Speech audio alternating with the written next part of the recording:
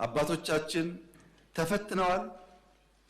አስደማሚ ገድል ፈጽመው ደግሞ ለትምህርት የሚሆን ነገር ጥለውልን አልፈዋል።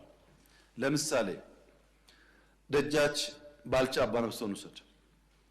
ባልቻ አባነፍሶ በሚኒሊክ ዘመነ መንግስት ስመጥር ጀግና አርበኛ በአድዋ ድል ውስጥ ከፍተኛ ሚና የነበራቸው የጦር አዋጊ ናቸው። ጃንሆይ ሲመጡ አልተግባቡም። አሁን እኛ እንደማንግባባው አልተግባቡም። የጃንሆይ መንግስት ግዞት ጣላቸው።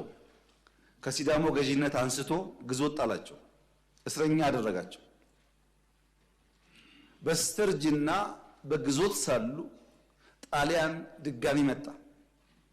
አድዋ ሄደው የተዋጉ ጀግና ድጋሚ ሲመጣ ሊያባብል ሲሞክር እኔ ጸቤ ከጃንሆይ እንጂ ከኢትዮጵያ አይደለም፣ ኢትዮጵያን ከሚወር ጋር አልቆምም ብለው በሁለተኛ ወረራ በስተርጅና ተዋግተው ሞቱ።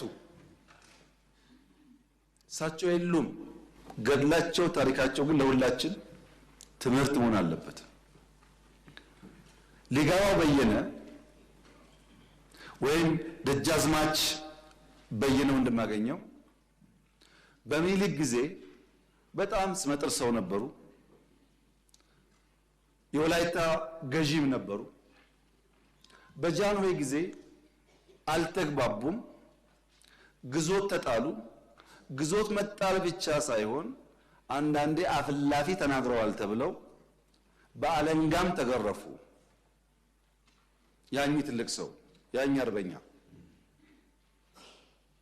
በግዞት ሳሉ ጣሊያን ሲመጣ እኔ ጸቤ ከጃንሆይ እንጂ ከኢትዮጵያ አይደለም ብለው ሁለተኛውን ጦርነት ሰሜን እየተዋጉ ነው የሞቱት። ለኛ መጽሐፍ አያስፈልገንም። አባቶቻችን ተገልጠው የሚነበቡ ገድል ሰሪዎች ናቸው።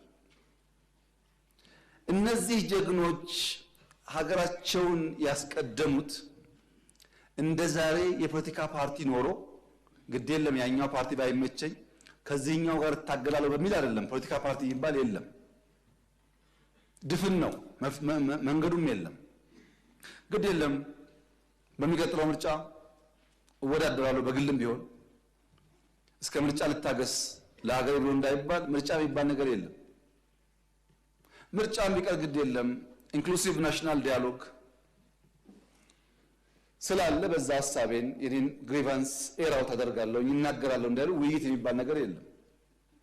ግድ የለም ሚዲያ ሶሻል ሚዲያ እንዳይሉ ሚዲያ የለም። ብዙ አማራጭ የላቸውም።